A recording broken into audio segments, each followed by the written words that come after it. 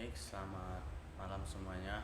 Perkenalkan, nama saya Des Penidiki, NIM 2010417155, kelas A2, manajemen, jurusan manajemen, mata kuliah manajemen pemasaran, dosen pengampu Pak Adi Murzalim. Baik, di sini saya akan menjawab dan menjelaskan mengenai soal UAS manajemen pemasaran. Baik, saya akan menjelaskan yang bagian A.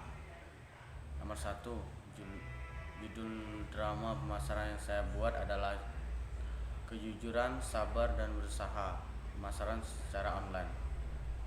Alasan kami untuk memilih judul itu karena di dalam drama tersebut terdapat jujur pada karyawan masing-masing saat melakukan pekerjaan dan pelayanan pada konsumen. Sabar dan berusaha melakukan pelayanan agar konsumen menjadi betah dan suka terhadap produk yang kita punyai.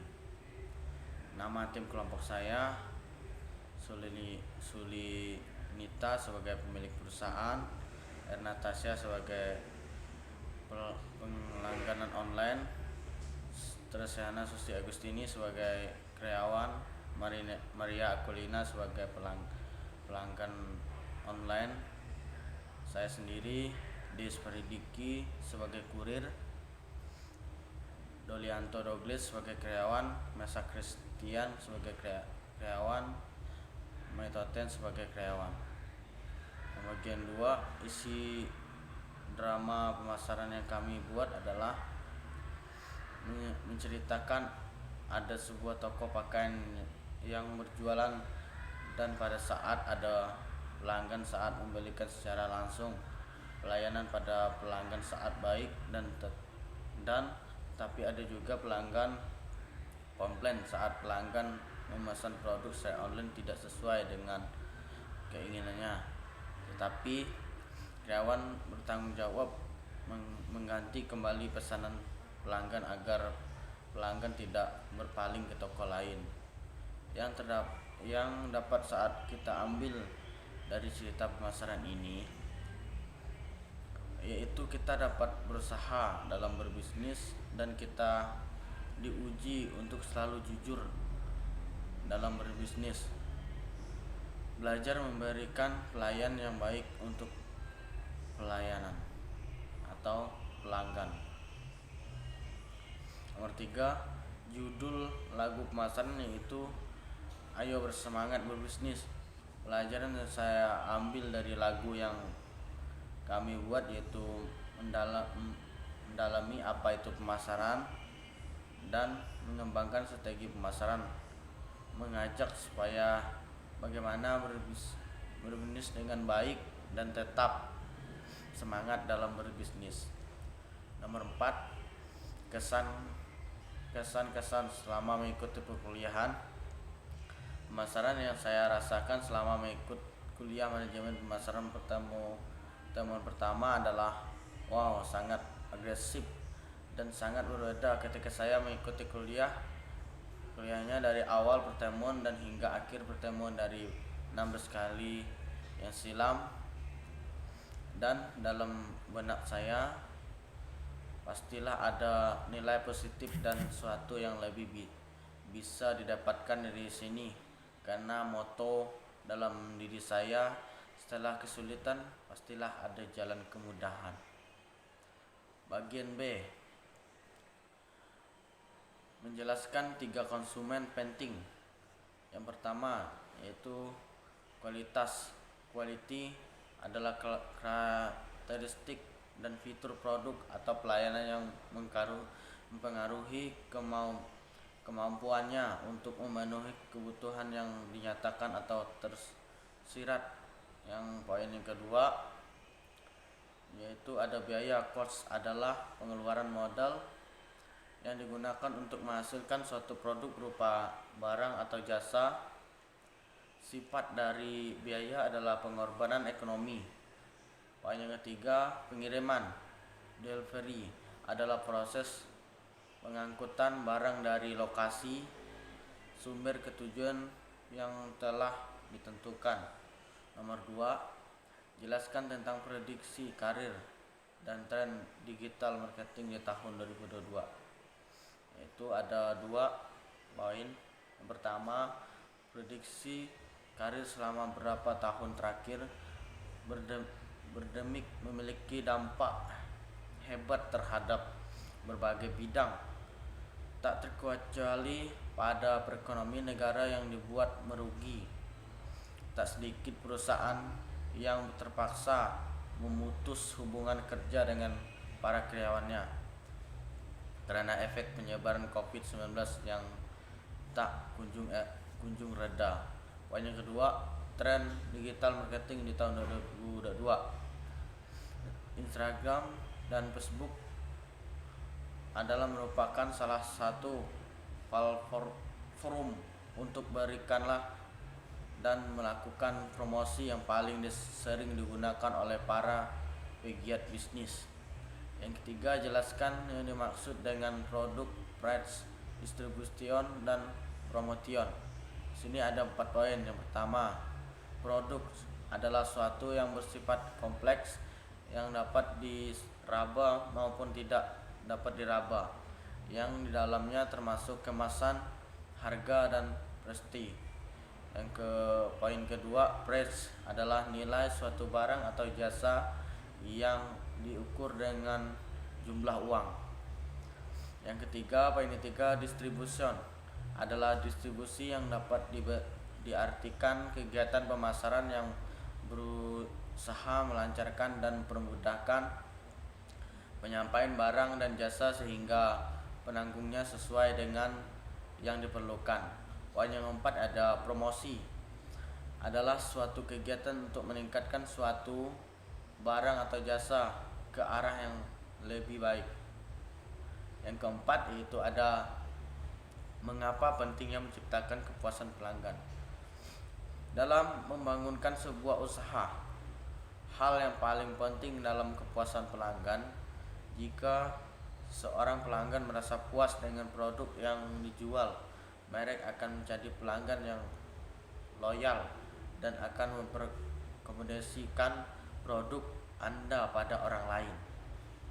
Yang kelima ada promosi kinerja, merupakan karakteristik operasi dasar atau produk inti produk dari suatu produk, yaitu ada 2 poin. Durability, daya tahan, berkaitan dengan berapa lama produk tersebut dapat terus digunakan.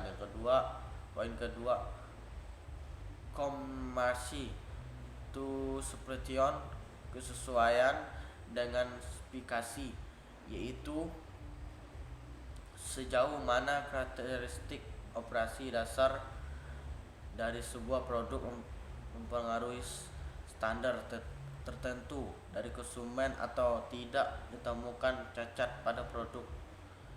Dan yang ketiga, fitur merupakan karakteristik atau ciri-ciri tambahan yang melengkapi manfaat dasar dari suatu produk. Dan yang keempat, reliabilities, kendalaan, yaitu preferensi konsumen terhadap keseluruhan kualitas atau keunggulan suatu produk. Yang keempat,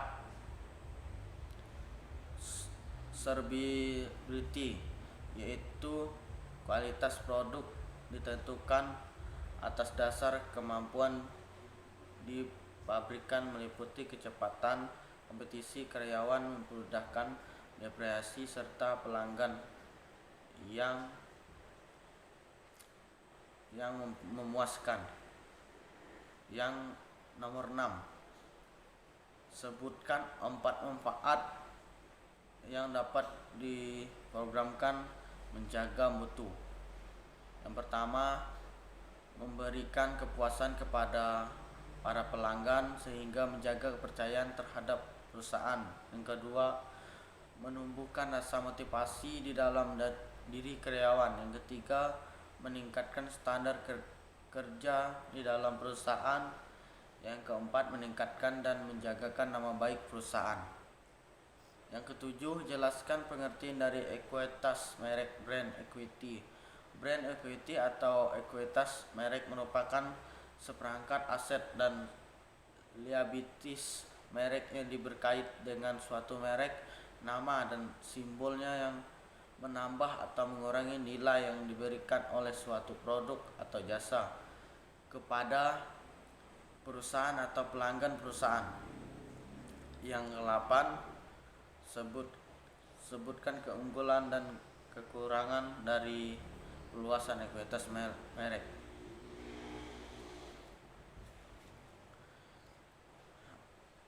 Yang bagian C, sebutkan dan jelaskan judul ketiga video di atas. Judul video yang satu yaitu ada judul prediksi karir dan tren digital marketing di tahun 2022. Menjelaskannya, melihat dampak terus berkembang, manajer media sosial telah mengambil peran merek ke arah yang baru dan inovatif.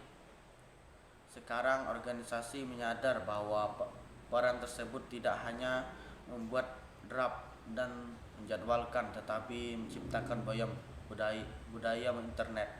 Video yang kedua, judul 9 tren strategi digital marketing tahun 2021 untuk mendukung branding dan promosi bisnis. Kejelasannya, buat klub public speaking, tetaplah tujuan speak saat melakukan penawaran dan berikan hadiah kiriman merek ke konversi dengan tugas. Video yang ketiga, judul strategi penetapan harga psikologis bisnis strategi. Penetapan harga adalah kebijakan suatu perusahaan dalam menentukan harga produk yang merek dan jual. Yang kedua, siapa pembicara dari ketiga video tersebut di atas. Video 1, pembicara adalah Mendy Purwahartono dan Andin Rahmana. Video 2, pembicara adalah Desiana Andar N. Video ketiga, pembicara Agung Dimas. Yang ketiga, jelaskan apa yang dibicarakan oleh ketiga pembicara dalam 3 video tersebut di atas. Video 1, bicara tentang karir dan trending digital marketing 2022. Dalam menjelaskan, kini perusahaan belum memulai menjadi sudah mulai dan akan makin sering karena adanya pandemi. Kini kita yang bekerja harus dituntut dengan lebih bekerja karena ada 3 job baru, apalagi trennya makin berkembang yaitu sosial media dan konten. Video 2, berbicara tren 9 strategi marketing, dan di sini saya menjelaskan salah satu yaitu tentang video marketing, di mana video marketing itu banyak digunakannya baik lewat Instagram, Facebook, YouTube, TikTok dan lainnya, di mana semuanya kita dapat memarketingkan contoh sebuah produk dan lain-lain. Video 3, bicara tentang strategi penetapan harga psikologis bisnis. Menjaga tentang penetapan harga psikologis, di mana harga sangat penting bagi kita karena kita tidak mau mengecewakan konsumen dengan harga yang tidak sesuai. Yang keempat, yaitu pelajaran apa yang dapat Anda peroleh dari menonton ketiga video tersebut di atas. Dari ketiga video, saya dapat memahami yang pertama apa itu tentang marketing dan juga apa itu penetapan harga psikologis. Yang kelima, manfaat apa yang Anda dapat dari ketiga video tersebut di atas dan bagaimana Anda menerapkan teori yang dijelaskan oleh ketiga pembicara di atas.